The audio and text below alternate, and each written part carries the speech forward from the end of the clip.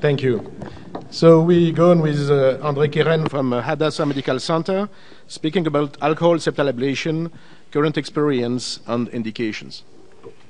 Mr. Chairman, ladies and gentlemen, and also dear Professor Belassen, who joined us, founder of the AFI-Cardio, and from the Israeli side, and it's a great pleasure being again in this session. And my job here is to discuss with you the issue of alcohol septal ablation. I will call it ASA. What is the current experience and indication? So we all are aware of the fact that hypertrophic obstructive cardiomyopathy was originally recorded in something like 1/3 of the patients with hypertrophic cardiomyopathy, and an additional third probably have provocable gradients, all these being related sometimes to symptomatology. When patients do not respond to medical therapy, the gold standard of treatment since 1961 is the Mayo procedure, which is myectomy, as we all know it, and with wonderful results both in terms of hemodynamics and patient symptomatology. In 1995, Ulrich Sigwart reported the first use, for the first time, alcohol septal ablation, in which, in the cath lab, as we all know, alcohol is injected in the septal branch, providing the blood supply to the base of the heart, shrinkage of the myocardium in this area, leading to a myectomy-like result, and disappearance of both of the obstruction and of the MR seen in this wonderful MRI image. The question was whether there is more improvement after myectomy than in symptoms and hemodynamics, and this paper coming from the Mayo Clinics by Oman and co-workers showed actually that myectomy was associated with significant survival-free from HCM-related deaths as compared with patients with obstruction who were not operated. However, there are two major pitfalls of this paper. It had been not reproduced on such scale as the Mayo Clinic paper. The second is that patients in the non-obstructed group, in the non-operated group, had significantly higher age than the myectomy patients, and even a more important issue perhaps is that the myectomy patients originated in the Mayo Clinics, whereas the non-operated obstructive patients in 3 other centers with different standard of care than the operated patients in the myectomy group. Probably the most reliable paper we can actually base our judgment today, in my opinion, is this paper coming from the Toronto General Hospital, another center with wonderful experience in myectomy and invasive procedures in hypertrophic cardiomyopathy, in which 250 patients had conservative treatment and 400 patients invasive treatment, either myectomy, alcohol septal ablation, or DDD pacemaker. Also in this paper, benefit in overall survival was found in the invasive group. There was no difference whatsoever between the invasive and the non-invasive group treatment in terms of survival. Also, when they compared the large number of myectomies with the conservative group.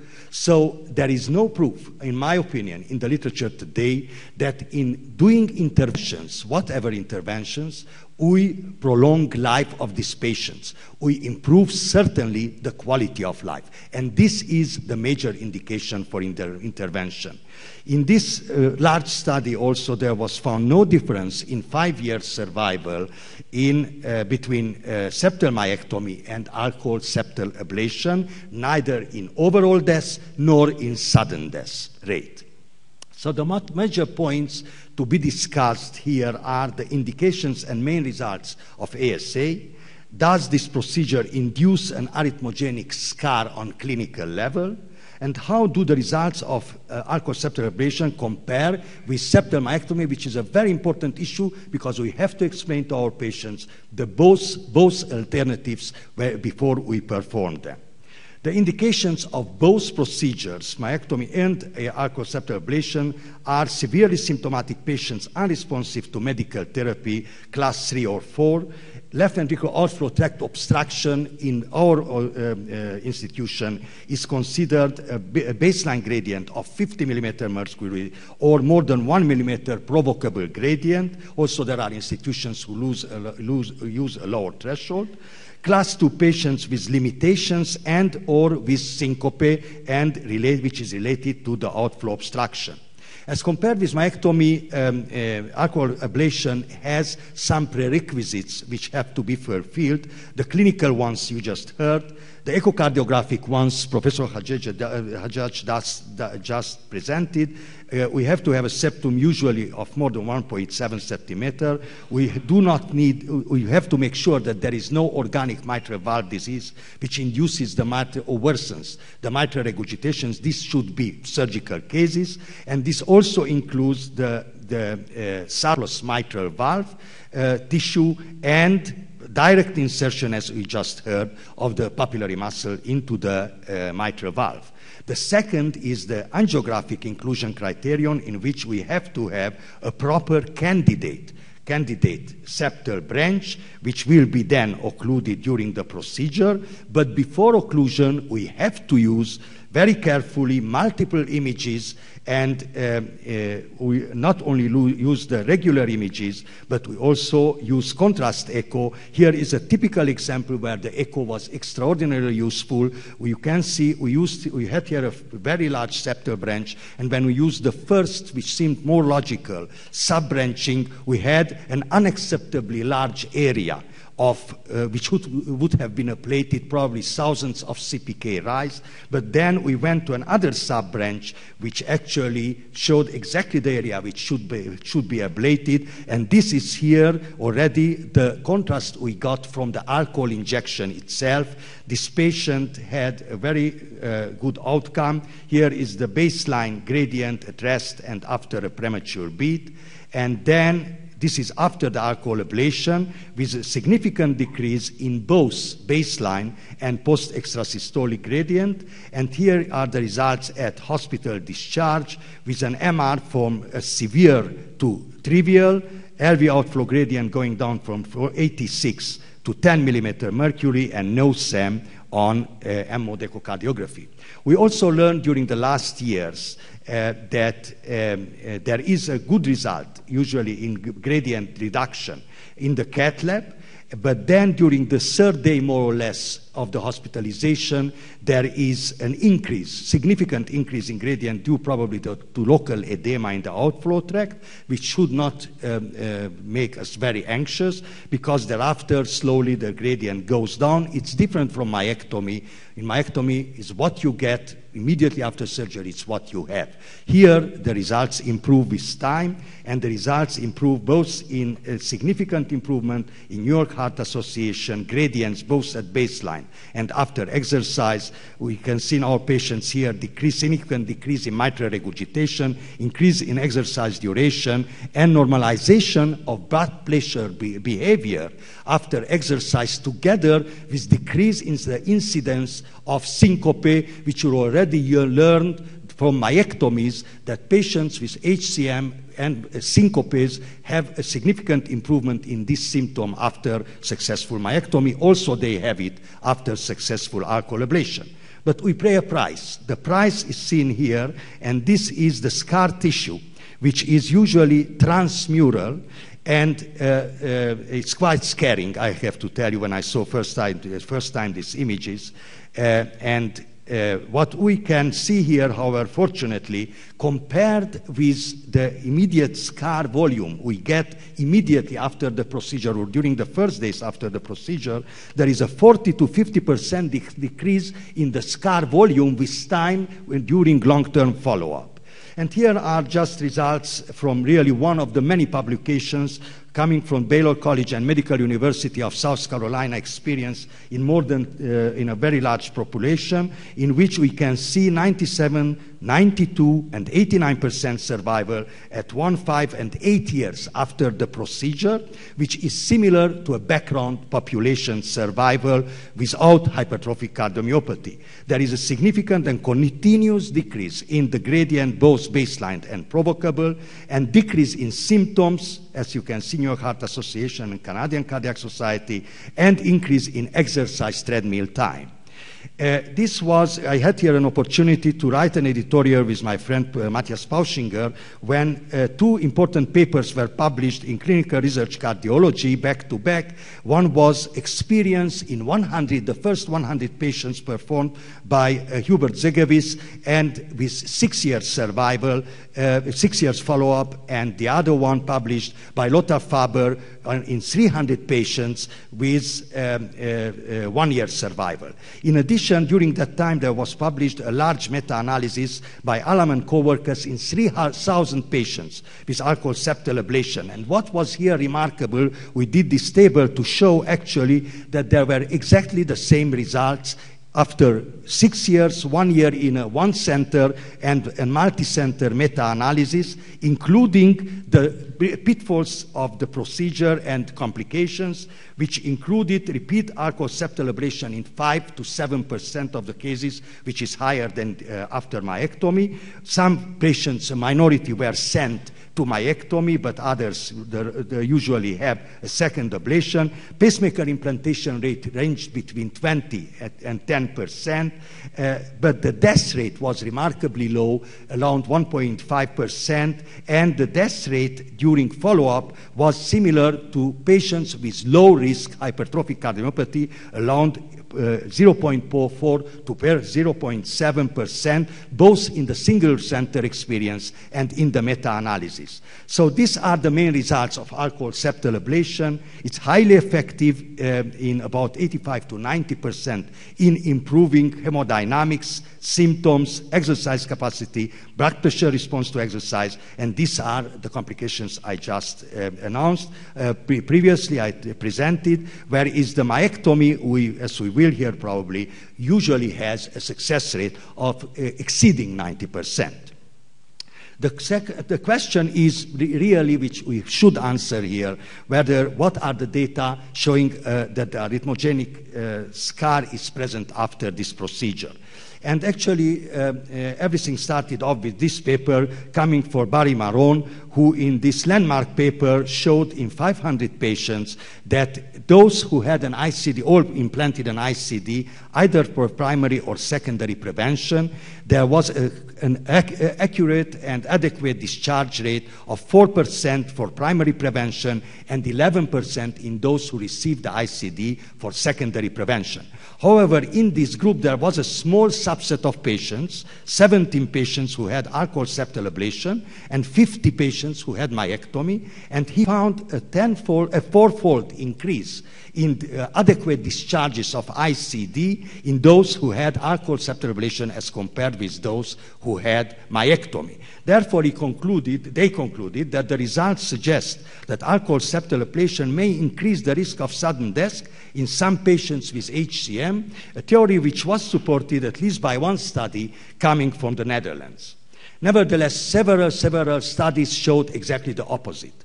And this was the first one coming from South Carolina again, in which 123 consecutive patients with alcohol septal ablation and ICD had a 2.8 annual discharge rate, which was below that found by Marone and co-workers in the general population of patients who had ICD implanted for primary prevention. Therefore, they concluded that their results suggest that this procedure is not arrhythmogenic. And now, how does this procedure compare with septal myectomy? I will just show one paper and then a meta-analysis, coming that time from the Mayo clinics, which shows that comparing 177 patients with either myectomy or septal ablation, the patients with myectomy, with arterioseptal ablation were sicker, had a higher New York Heart Association, had more risk factors. Some patients had previous myectomy and went to arterial ablation, and others had arterial ablation and went to myectomy.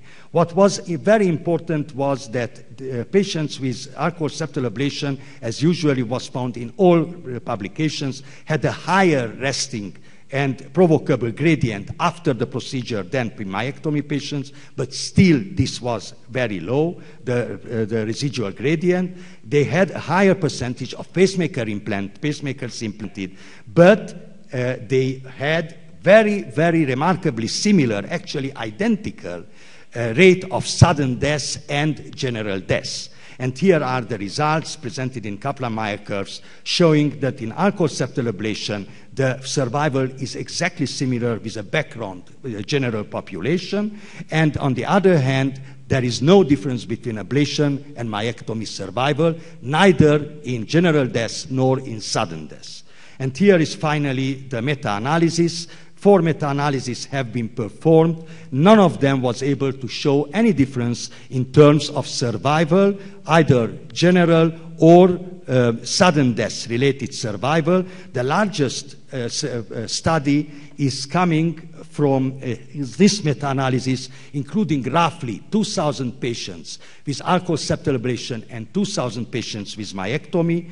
And again, they found, like in all studies, that the residual gradient is somewhat higher than, and significantly higher than after myectomy, after arterial ablation than myectomy. Pacemaker implantation rate is higher, but went down from 20 to around 10% after the use of echo contrast and much smaller infarcts induced by the procedure. But what is most important is that neither all-cause nor sudden mortality nor sudden cardiac death rate was different in the 2 procedures during follow-up. Moreover, when they made adjustment for baseline characteristics, odds ratios were lower actually for arterial septal ablation than for septal myectomy, for all-cause mortality, and for sudden cardiac death. So when we discuss with our patients and make our own mind up about these 2 procedures, we have to take into account many, many factors. First of all, the anatomy, both of the obstruction and associated diseases like mitral valve and coronary disease, which will favor certainly myectomy, comorbidities, which will certainly favor the performance of arterial ablation, age of the patients, patient choice, and medical and surgical experience at the given institution. So in conclusion, ladies and gentlemen, I believe that arterial septal ablation can be an alternative to myectomy in selected patients unresponsive to medical therapy, has immediate and intermediate term results comparable with myectomy, but long-term safety is still not known. Current data do not support the hypothesis of increased sudden death rate following arterial septal ablation, and the 2 procedures, in my view and at my institution, are complementary. Thank you very much.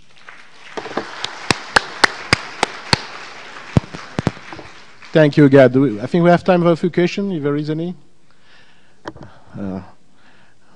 Well, I'm not really 100% convinced that TASH is safe at the long term. I don't know, probably you are not also, but I'm not convinced 100%. And 2, anyway, when you compare at the hospital stay of a patient, well, there is 10% pacemaker at least in the arterial septal ablation group, and a lot less in the myectomy group. So you spoke about age. When the age is young, you just say to a patient myectomy instead of ablation or not? Yes, there is no clear-cut decision about age. I believe all institution makes its own decisions. I know that leading centers in the world perform this procedure in very young patients. At our institution, we made for ourselves a rule. We generally do not perform septal ablation below the age of 40. I have only one patient who absolutely was in a condition that could not undergo surgery, and it was a very, very important procedure to perform in this case. But as a policy, we do not perform it because I am also a little bit concerned in the long term. We have now data for 10 years survival in clearly large series, and we can see that there is no difference and no arrhythmogenicity and no increase in the rate of an issue which I didn't raise because of lack of time, of decrease in left ventricular contractility after this procedure.